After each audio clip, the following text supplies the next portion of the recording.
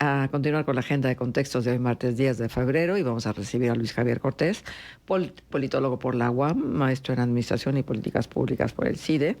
Él escribe en Pájaro Político, que le recomiendo muchísimo que no le pierdan la huella a Animal Político, el portal, y Pájaro Político es parte del contenido, y también Nexos México. Un gran conocedor de temas de salud y que nosotros no podemos menos que agradecerle que cada vez que tenemos necesidad de hablar de temas de salud, recurramos a su voz y que él nos aclare situaciones importantes, porque finalmente en esto del tema de salud estamos involucrados todos. Vamos a recibir entonces a Luis Javier Cortés. Vía telefónica, la voz de los protagonistas. Luis Javier, de verdad, muchas gracias. Es que, bueno, esto no tiene fin. Cuando pensamos que ya lo hemos visto todo, pues luego surgen nuevos matices, nuevas maneras de ver el tema de la salud a nivel nacional. Gracias por estar con nosotros en Contextos. Manuel Cerrato, una servidora, Marcela Pamani, saludamos. Y entonces, prevenir menos, pagar más, el giro silencioso del gasto en salud, pero que se contrapone por completo a lo establecido por las organizaciones mundiales de la salud, por la Organización Panamericana de la Salud, por todos los grandes conocedores del tema de salud, donde hablan que desde hace años la medicina de hoy es la medicina preventiva y que no podemos dejar de atender la prevención, porque si no, pues nos sale más caro el caldo que las albóndigas. Luis Javier, cuéntanos del tema. ¿Qué tal, Marcela, Manuel? Siempre un gusto estar con ustedes. Un saludo para el auditorio. Muchísimas gracias. Bueno, ¿cómo están manejando los presupuestos en materia de prevención, Luis Javier? ¿En dónde tenemos que poner la mirada y qué es lo que nos podría asustar cuando posamos los ojos en estas decisiones de las políticas públicas en materia de salud? Por supuesto, Marcela. Mira, y te platico un poquito el porqué, el contexto de este artículo y el interés de escribirlo. Hoy el principal tema en salud, digo, además de todo lo que hemos platicado, es la emergencia sanitaria por el sarampión, ¿no? Es una enfermedad totalmente prevenible que depende de la vacunación. Y pues me di a la tarea de buscar básicamente cómo había sido el gasto en salud durante el sexenio de López Obrador en diversas cuestiones. Y si bien, y esto también hay que reconocerlo con sus matices, el gobierno de López Obrador decide emprender una inversión en infraestructura que se refleja en un aumento en el número de quirófanos, en un aumento del número de camas, en un aumento incluso de hospitales a lo largo del país, que también hay que decir, y por eso decía con matices, hubo una pandemia en medio, ¿no? Es decir, la reconversión hospitalaria para atender el COVID-19 también obligó al gobierno a invertir más en esta infraestructura. Sin embargo, el problema es que se decidió invertir en esa infraestructura a costa de la prevención. ¿Y por qué es tan importante la prevención? Bueno, porque en salud pública o los sistemas públicos de salud, digamos que se sostienen bajo dos columnas, ¿no? Uno es la prestación de servicios, lo que pues pesa decirlo, ¿no? Pero es por lo que comúnmente vamos al doctor o tenemos contacto con el sistema, es decir, es muchísimo más probable que vayamos enfermos al sistema de salud que sanos, ¿no? Que tengamos con regularidad ciertas consultas.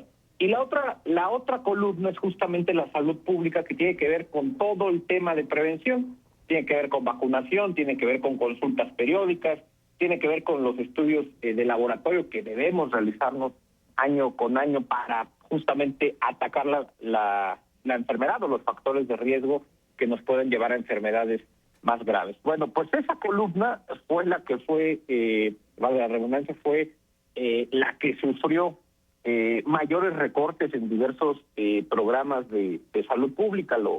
Ya lo adelantabas, Marcela. Hubo una reducción tremenda en la prevención y control de enfermedades, 27% menos el presupuesto entre 2018 y 2025. Hubo una reducción también en el programa de salud materna, sexual y reproductiva, todo esto que tiene que ver con la prevención de embarazos no deseados, con la prevención de embarazos en adolescentes, con toda esta educación que a la postre después se convierte en prevención. También, evidentemente, hubo una reducción en la prevención y atención contra las adicciones de 9.2%, y bueno, pues también en la protección contra riesgos sanitarios del 2.5%, pero tal vez lo más relevante, Marcela, y no lo incluyo en este artículo porque quise hacerlo de 2018 a 2025, pero si observáramos el presupuesto del programa de vacunación entre 2022 y 2025, digamos que el Congreso en esos 4 años aprobó un presupuesto de 62,000 millones de pesos, prácticamente 63,000 millones de pesos. De ese presupuesto solo se ejercieron, es decir, solo el gobierno gastó 22,000 millones de pesos. Estamos hablando de que 40,000 millones de pesos fueron regresados a la tesorería cuando originalmente estaban destinados al programa de vacunación. ¿En qué se ha convertido esto a la postre? Bueno, en los niveles de sarampión que tenemos actualmente, y hoy publica el Excelsior, que si quieren con gusto les puedo compartir el artículo a través de WhatsApp más adelante, como las enfermedades que creíamos ya erradicadas, que tienen que ver con todos estos fiebres febriles y virus epidemiológicos, están regresando a México. Han subido el número de casos y las defunciones más de 700% entre 2018 y 2025, a raíz precisamente de dejar de invertir en la prevención. Uh-huh.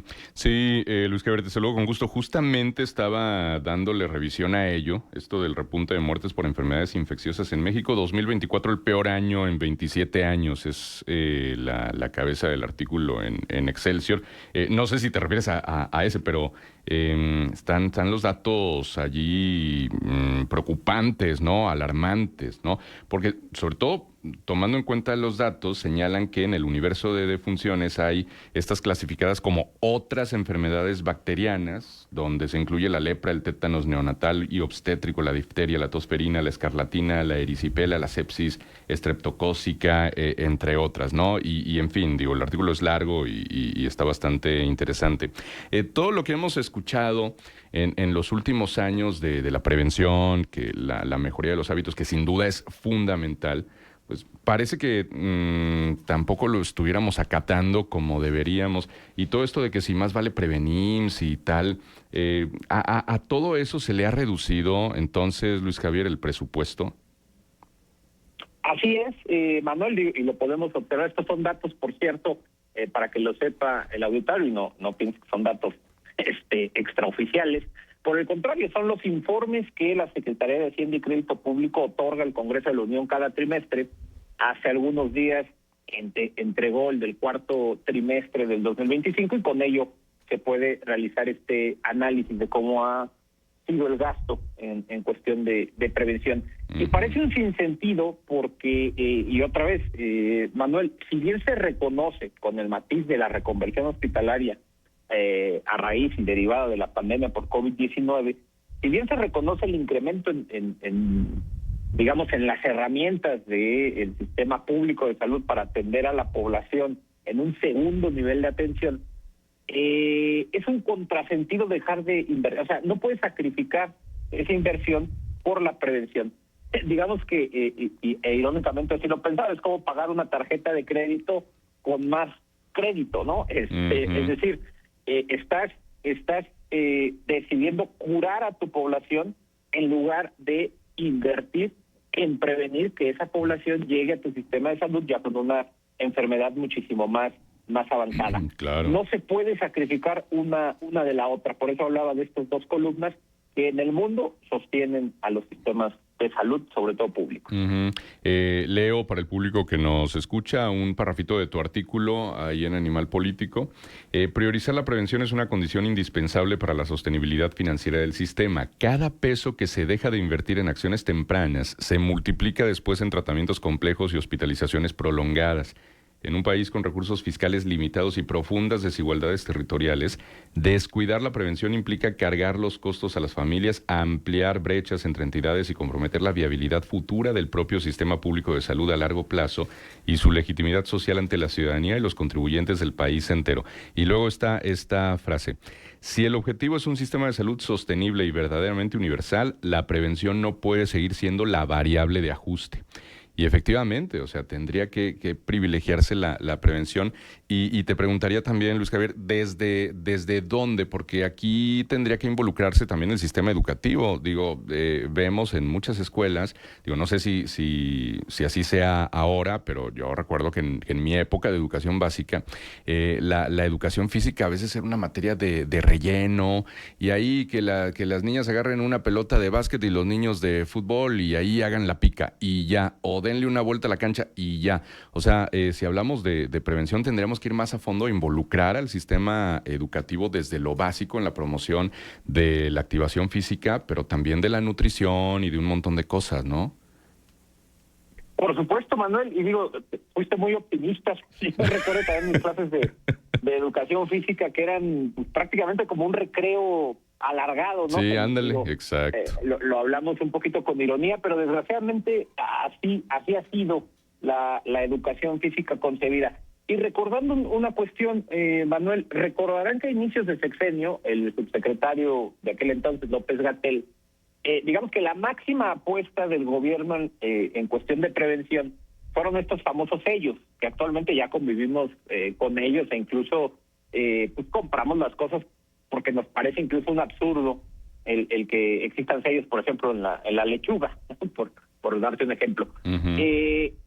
Pongo este ejemplo, Manuel, porque si bien los sellos en la encuesta nacional de salud y nutrición, la última que se hizo en 2024, la población está a favor de que existan esos sellos y de que haya alertas, digamos, de prevención en torno a lo que vamos a consumir.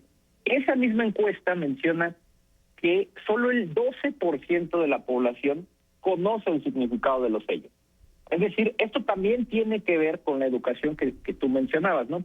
Avientas un programa para prevenir una mala nutrición, pero no lo acompañas con una capacitación, con una comunicación efectiva para que la población entienda qué sellos sí, qué sellos no. Son 4 sellos y tiene 2, ¿qué significa? Es decir, hubo una política en este caso de sellos, desarticulada con las otras herramientas que tenías en todo el sistema, tanto de salud como bien lo mencionabas, educativo, ¿no? ¿Por qué no pensar en que la materia de educación física, por lo menos en unos primeros años, enseñe a los niños qué significan estos sellos, o simplemente a poder leer una etiqueta nutrimental que viene pues prácticamente en todos los productos que consumimos? Es decir, ese fue un esfuerzo aislado que prácticamente le trasladó a la población el entendimiento de esa política sin acompañarla de otros instrumentos de prevención que ya tenía establecidos la Secretaría de Salud y el Sistema Público Mexicano, que desgraciadamente pues sufrieron estos recortes ya mencionados, ¿no? Uh-huh. Sí, exactamente.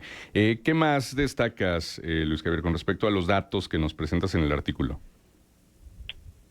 Pues mira, Manuel, creo que habrá que estar muy atentos en 2026 sobre el repunte de la inversión en prevención, en cuestión de presupuesto, y esto sí es muy interesante decírselo a la audiencia. Una cosa es el presupuesto que se discute pues a finales de cada año en el Congreso de la Unión, cuánto es lo que aprueban los diputados, pero otra cosa es lo que realmente ejercen las dependencias. Y cuando ese presupuesto no se ejerce, regresa a la tesorería de la Federación y pues, prácticamente se pierde en una gran bolsa de retorno, ¿no? A esa tesorería. Lo menciono porque en el caso del sarampión, como ya les mencionaba, fueron aprobados cerca de 63 mil millones de pesos para el programa de vacunación entre 2022 y 2025, pero solo se ejercieron 22 mil. Es decir, hubo 40 mil millones que regresaron a la tesorería como si no tuviéramos un problema de vacunación y no arrastráramos rezagos en diversas vacunas, entre ellas evidentemente la SRP, ¿no? Que previene contra el sarampión. Entonces, un punto sería estar muy atento al ejercicio del gasto más allá de lo que se presupueste en el Congreso de la Unión. Y otro punto muy interesante es observar también qué realiza el gobierno, porque ya el secretario de Salud actual cumple más de un año en la administración, y hasta donde recuerdo y hasta donde he rastreado, no ha existido siquiera un anuncio para revertir la inversión, o mejor dicho, para reinvertir o para regresar a los niveles previos a la administración de López Obrador en cuanto al gasto que se realizaba en materia de prevención. Creo que son dos puntos que habrá que tener en cuenta: el gasto ejercido en ese rubro y pues observar qué hace la actual administración para contrarrestar estos decrementos en una materia fundamental que, si bien no se observa en el mediano tiempo, salvo el sarampión, que prácticamente digamos que las consecuencias brincaron en muy pocos años, pero te pongo otro ejemplo. Manuel, la vacuna de VIH previene el cáncer cervicouterino. Desgraciadamente, o bueno, la vacuna o esta vacuna se pone entre los 5 y los 11 años de edad a las mujeres. El virus del papiloma humano, Luis Javier, ¿verdad? Exactamente, discúlpame, el virus del papiloma humano. Esta vacuna se pone de los 5 a los 11 años en mujeres y sirve para prevenir el cáncer cervicouterino. Las consecuencias de la generación de mujeres que no fueron vacunadas en la administración anterior, pues desgraciadamente lo vamos a ver hasta dentro de 30, 35 años, cuando, y esto está estudiado, cuando desgraciadamente pueda haber un repunte en los casos de cáncer cervicouterino. Es decir, por eso es tan importante la prevención y por eso también ha sido la variable de ajuste, porque si bien las consecuencias no se observan de un año a otro, a lo largo del tiempo, y por eso lo titulaba así, se acaba pagando más por esa atención que pudiste prevenir con anterioridad, ¿no? Claro. Luis Javier, déjame apartarme un poco del tema de la prevención y volver a colocar un tema que nos ha ocupado en diferentes ocasiones. Las medicinas para el cáncer infantil. Recientemente la presidenta dijo que ya estaba subsanada las deficiencias en el abasto de este tipo de medicamentos, de este tipo de terapias que son tan necesarias. ¿Será así? O sea, porque luego se afirman con una contundencia total situaciones que, por supuesto, están muy alejadas de la realidad. ¿Es así? Desgraciadamente, yo te lo puedo decir por la evidencia, tanto que reporta, y esto es muy importante, tanto lo que reporta el gobierno federal, pero muchas veces en la cuestión de oncológicos hay que observar lo que reportan las entidades federativas. Es decir, la federación dice, pues yo ya compré, ¿no? De ahí a que lleguen a las entidades es otro boleto. Te puedo mencionar que las entidades federativas en promedio, y esto es algo documentado que incluso ha sido publicado en diversos medios, en promedio durante 2025 solo recibieron el 10% de abasto de medicamentos que había comprometido la federación en cuestión de oncológicos. Es decir, es un problema no resuelto. La Asociación Civil Nariz Roja ha documentado con muy buenos datos y veracidad esta situación, y desgraciadamente, por más anuncios que ha realizado la presidenta, esta situación sigue sin mejorar, Marcela, y sigue sin mejorar porque lo hemos platicado en este espacio.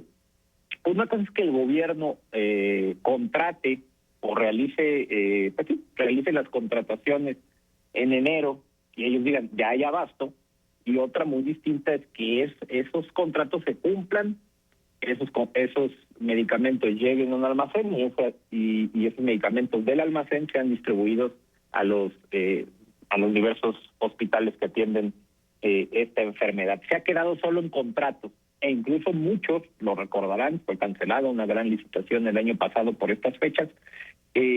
Muchas empresas incluso han decidido absorber la multa por la imposibilidad de cumplirle al gobierno, derivado de la tardía compra que ha realizado el propio gobierno. Es un tema, yo lo sé, muy engorroso, sumamente técnico, pero a grandes rasgos eso es lo que ha sucedido. El gobierno federal ha contratado, sin embargo, la premura con la que lo ha hecho, la poca planeación e incluso el poco pago, porque hay que recordar que la Secretaría de Salud arrastra una deuda con proveedores farmacéuticos desde 2018. Entonces, muchos proveedores prefieren pagar la multa que les impone el contrato antes de cumplirlo, porque digamos que están imposibilitados de hacerlo derivado de las capacidades que tienen en ese momento. Claro. Oye, y otro tema que si quieres, ese lo dejamos para un encuentro posterior, pero nada más como para una probadita. Estas situaciones laborales que se están viviendo en las instituciones hospitalarias del sector público, de guardias de muchas horas, se está modificando. Alguien me comentaba que precisamente ya había entrado en vigor que en lugar de que fueran, pues, voy a decir una cantidad de horas, 36 horas de guardia, iban a ser ya 24, para proteger la salud física y mental de los médicos y las enfermeras. Mira, Marcela, derivado de la fragmentación del sistema de salud de la cual hemos platicado, cada institución ha decidido, digámoslo así, atender su demanda desde distintas desde distintas herramientas, desde distintas ópticas, ¿no? El ISSSTE, si bien recordarán, Martí Batres anuncia hace aproximadamente 8 meses, su director general, que los turnos de enfermería se iban a ampliar dentro del ISSSTE, ¿no? Eso ha generado diversas protestas de los trabajadores de la salud. En cambio, el IMSS fue el que ha decidido recortar estos tiempos. El problema es que no viene acompañado de una inversión suficiente para contratar al personal de salud suficiente para que haya permanente atención en los hospitales del IMSS, ¿no? Es decir, hay una política desintegrada entre cada una de las instituciones y por eso la confusión. Pero de entrada, así de bote pronto, te puedo decir que en el ISSSTE sí hay un conflicto actual, porque el director decidió ampliar las jornadas para el personal de salud sin una justificación detrás de ello, más que pues la autoridad republicana, ¿no? Oye, ¿esto no tendría que normarse y a la brevedad? Porque pareciera que hay un retraso en esta materia de muchos años, de muchas décadas. Sí, por supuesto, Marcela, tendría que normarse. El problema es que incluso la negociación con los sindicatos pues es distinta, ¿no? Mientras que con la Secretaría de Salud negocias con el Sindicato Nacional de Salud para los Trabajadores, el ISSSTE tiene su propio sindicato, el IMSS tiene su propio sindicato, son condiciones generales de trabajo distintas, son leyes que rigen a estas instituciones de manera diferente. Habría que normarse, sí, pensando en la famosa, y regresamos al tema de la credencial que platicábamos la vez pasada, ¿no? Habrá que normarse, sí, pero tienes que unificar primero las condiciones generales de trabajo de todos los trabajadores del sistema de salud, que es una cuestión que se habla muy poco, pero es una de las cuestiones que imposibilitan dicha unificación. Es una discusión que viene desde el gobierno de Zedillo, que incluso decidió frenarse esa política de unificación derivado pues de todos los conflictos laborales que detrás de ella tendrían, ¿no? El gobierno no ha decidido dar ese paso, pese a que tiene, y ahí sí, una mayoría en el Congreso que no te puedo decir que tranquilamente, porque hay que hacer una negociación, pero que sí podría encabezar y proponer. Sin embargo, son costos políticos que pues, el gobierno actual ha decidido no absorber, ¿no? Muy bien. Pues como siempre, hay mucho tema contigo. Te agradecemos que hoy hayas estado en Contextos y, por supuesto, esperando encontrarnos otra vez pronto. Gracias, Luis Javier. Siempre un placer, Marcela. Manuel, un saludo al auditorio y buena semana. Luis Gracias, Javier Cortés estuvo con nosotros. Son las 8:31. Vamos a la pausa. Escuchas Contextos. Regresamos con más. Los éxitos de